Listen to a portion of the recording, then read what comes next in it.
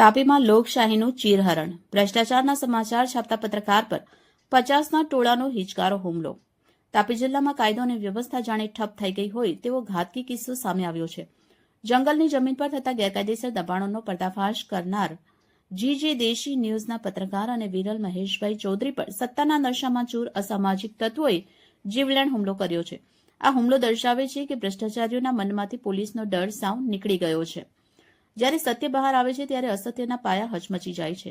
જંગલ જમીન કૌભાંડના સમાચારથી ફફડી ઉઠેલા તત્વોએ કાયરતાપૂર્ણ પગલું ભર્યું. વહેલી સવારે 40 થી 50 અજાણ્યા શખ્સોના ટોળાએ પત્રકારના ઘરે હંગામો કર્યો. પત્રકાર ઘરે ન મળતા તેમને ડોલવણ માર્કેટ પાસે આંતરીને રાકેશ ફતેહસિંહ ચૌધરી અને તેના સાગરીતોએ હિંસક હુમલો કર્યો. પત્રકારનો અવાજ દબાવવાનો અને ભવિષ્યમાં કોઈ ભ્રષ્ટાચાર સામે ન બોલે તેવો ડર પેદા કરવો.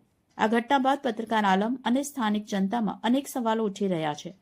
શું તાપીમાં સત્તાધારીઓના ઇશારે ગુંડાઓનું શાસન ચાલે છે?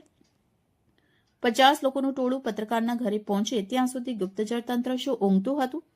શું હવે પત્રકારોએ સત્ય લખવા માટે જીવ હથેળીમાં રાખીને ફરવું પડશે?